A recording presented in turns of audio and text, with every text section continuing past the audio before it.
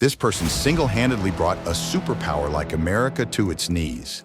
In 2013, he pulled off one of the most daring heists in history, stealing over 1 million top-secret documents from the US government and exposing them to the world. For the past 11 years, he's been America's most wanted criminal. Yet despite causing massive damage to the American government, many around the globe hail him as a hero. How did he manage to outsmart the world's top intelligence agency? What drove him to leak these classified documents? And how has he managed to stay one step ahead of capture for over a decade? In today's video, we're diving deep into the incredible story of the man who shocked the whole United States. The 6th of June 2013 was a day that rocked the American government to its core. The Guardian and the Washington Post dropped a bombshell, publishing a series of explosive reports that laid bare the NSA's National Security Agency most guarded secrets. These revelations didn't just rattle Americans, they stunned mobile users worldwide, and revealing that the US government had been stealthily monitoring everyone's private communications. The focal point of these leaks was the unveiling of the NSA's secretive PRISM program.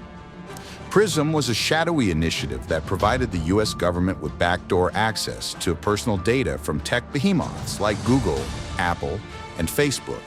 Additionally, they held a clandestine court order granting them the ability to collect data from millions of Verizon customers. In these leaked documents, it wasn't just technical surveillance that was revealed, but political and strategic issues as well. One of the most significant documents was an 18-page memo written by President Obama. In this memo, Obama was asking intelligence officials for a list of individuals to target for cyber attacks. And this was just the beginning of the leaks. The National Security Agency had hacked into the computers of Hong Kong and China's military, tapped the phone of Angela Merkel, who was then the Chancellor of Germany. The British government communications headquarters was running a program to monitor its own citizens, and the leaked documents exposed conversations between the NSA and GCHQ, where both agencies were discussing ways to deceive, spread propaganda, and manipulate people through social media. In the beginning, no one knew who had leaked these documents or even if they were genuine, as news agencies aren't obligated to reveal their sources. But just 3 days later, a man stepped forward and took responsibility for leaking these top-secret documents, 29-year-old Edward Snowden, a high school dropout. He started his career in the US military but was discharged after a year and became a security guard at the University of Maryland. In 2005, although Snowden wasn't great academically, his computer skills were so impressive that the CIA hired him. After spending a few years with the CIA, he was hired by the American tech giant Dell in 2009. At that time, Dell had a contract to upgrade the National Security Agency's computer systems, and Snowden was assigned to this project. Initially, his role was that of a supervisor, and later he became a cyber strategist. Up to this point, Edward Snowden was like a gem for the CIA and NSA. So what happened that led these agencies to label him a traitor? Edward Snowden's journey from cyber strategist to traitor began with a shocking discovery. While working on NSA computers, Edward found out that the National Security Agency had the power to access any mobile user's personal data. At first, he thought the records he saw were of international criminals, but to his surprise, that they were actually of innocent American citizens. Around the same time, a heated debate was happening in the US Congress about the intelligence practices. American politician Ron Wyden asked NSA Director James Clapper if the agency collected data on Americans. This session was broadcast live on national television. In front of millions, James Clapper outright denied it, claiming their focus was solely on foreign intelligence. Edward Snowden, watching his director lie so blatantly on TV, was in disbelief. Furious and disillusioned, he quit his high-paying job at Dell, where he was making $200,000 a year just 3 days later.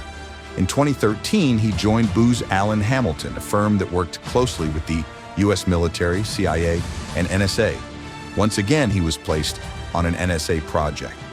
The National Security Agency claims that Edward Snowden stole so many files from their system that it's difficult to estimate the total number, but it could be over 2 million. But how did he manage to copy these top-secret agency files without anyone noticing? Astonishingly, he didn't use any sophisticated hacking tools for this. He did it all with a simple USB drive. How is that possible? In normal offices, USB drives are often banned due to the risk of data theft. Additionally, in any company with confidential data, not every employee has the authority to access it. We're talking about the National Security Agency here, where security is supposed to be unbreakable. Before carrying out his plan, Edward Snowden carefully plotted his escape and took advantage of his location. Since he was hired by Booz Allen Hamilton for an NSA project, he was based in Hawaii, 5,000 miles away from NSA's Maryland headquarters. Hawaii is 6 hours behind Maryland, meaning when Edward was working in his Hawaii office, everyone at NSA headquarters had already left for the day. Another advantage was his access to the NSA headquarters servers through a thin client system which was outdated. As a system administrator, Snowden had high security clearance, giving him extensive rights and access to sensitive data. This allowed him to copy data without raising any alarms. Snowden exploited these factors and, unnoticed, copied over 2 million files from 5,000 miles away. Just 4 weeks into his job in Hawaii, Edward Snowden made a dramatic decision that would change the world. He copied thousands of classified documents onto a USB drive and managed to slip it past security guards. Feigning illness, he took leave and vanished, turning off his phone and flying from Hawaii to Hong Kong. When he didn't return or answer his phone, the NSA grew suspicious and launched a search. In Hong Kong, Snowden met with trusted journalists and handed over the documents, which soon made global headlines. The revelations about NSA's secret surveillance practices sparked a worldwide debate. Snowden faced charges of stealing government property, unauthorized access to sensitive systems, and leaking top-secret information. The U.S. demanded his extradition, but Snowden had already planned his escape. He flew to Russia, where he was initially granted asylum and later permanent residency by Putin in September 2022. During his time in asylum, Snowden gave several interviews, unveiling how surveillance is conducted on ordinary people. He revealed a tool called NoSmurf, which allows security agencies to access phone microphones and listen to conversations around you without detection. Some see Snowden as a traitor, while others view him as a hero who exposed the NSA's hidden operations. What's your take on this story? Drop your thoughts in the comments below. If you enjoyed this video, don't forget to like and share it. Thanks for all your amazing comments and support. See you in the next thrilling video.